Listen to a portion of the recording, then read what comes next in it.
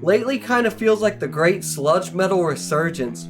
Crowbar being one of the biggest bands in the world right now, plus the chance to see bands live I never thought I would, with all the reunions following Acid Bath.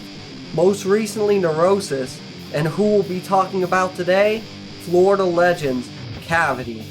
Cavity has and will remain one of my favorite bands since first getting into underground sludge. Like some of the best from the early 90s, they were a perfect storm of influences and environment, pioneering a new subgenre without even knowing it, and releasing an impressive discography highly revered in the world of sludge. One of my favorite aspects of their sound is the sheer amount of fun to play and standout bass lines.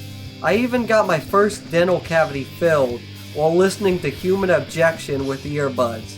Needless to say, I was extremely happy upon hearing about the reunion and couldn't believe that Tampa was the first show. The Brass Mug has long been home to the Tampa metal scene and the heaviest underground shows. Some of the best footage of Cavity to come out of the 90s was filmed at the old Mug, so when I remembered seeing a few cameras at Crowbar, I thought it'd be a cool, full circle kind of moment to capture the band on my old school camera. I reached out to booking in the venue and got the approval. Made sure to get there as early as possible in case the crowd was as crazy as at Crowbar. I was very impressed by the opening sludge band, Bunin. They set up a wall of amps unlike any of the other bands playing that night. This was my first time buying concert-grade earplugs, or bringing earplugs in general really, but man am I glad I did. As soon as they started playing, a physical pain like none other sent me scrambling for my earplugs. It was only after the show that I learned that they call themselves the loudest band in Florida. Seriously heavy sludge from this three-piece with 2 guitarists and no bass. One of the guitars I noticed having an aluminum neck. Highly recommend checking out some live footage and their self-titled EP. When Cavity took the stage, they opened strong with the energetic groove of Cult Exciter. They went straight into Your Funeral My Time, then Shake 'Em On Down. The song intro number 2 sounded insanely heavy live. Then it clicked. They're playing the entirety of Somewhere Between the Train Station and the Dumping Grounds. Released back in the late 90s and barely over 20 minutes long, it's one of the best sludge albums ever made. March 8th marked 30 years, and it still hits just as hard live. I couldn't stop smiling when they played Perseverance, one of their oldest songs and easily one of my favorites. Taint and Abandon was another standout as well. I really loved how it sounded live, super hypnotic. Definitely a song I've been going back to a lot more since the show. While filming the song Sung from a Goad, some guy starts poking me to get my attention. At first I thought he works there or something, but I couldn't understand a word he was saying. He then motions for me to back up, and with a lit joint in his mouth, does a backflip off the platform I was standing on.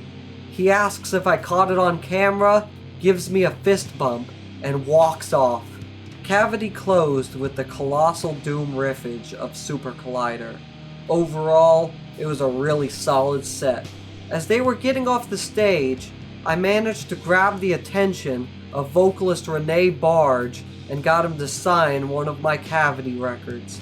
I told him the song Burning My Eyes has some of my favorite screams, to which guitarist Andrew McLee said, "That's a good one." Renee thanked me for coming to the show, but the night wasn't over. I was standing outside when I noticed one of my favorite bassists, Cavity's Dan Gorostiaga. I got him to sign that same record, take a picture, and he even took a few minutes to talk with me. It was really cool to learn that he's playing through the same PV300 combo he's used on every Cavity recording. Straight in, no pedals. Shout out to Justin Fontes for repairing it. The record they signed is Cavity Split with Bongzilla. So it's my mission now to get it signed by members of Bongzilla, no matter what. After talking with Dan, I run into the same guy who did the backflip from earlier. I offered to send him the video, but he tells me he doesn't use the internet. He then says he has something for me backstage and goes to grab it. At this point I'm thinking it's something band related, like a shirt maybe or something, but he comes back with a pair of shorts. He's like, "I find all the coolest things in the dumpster, man. Could you believe someone would throw these away? They look brand new." Then he starts going on about the sun, the ocean, the moon, the heart, time travel, the Matrix all being connected. Just the wildest things before taking off.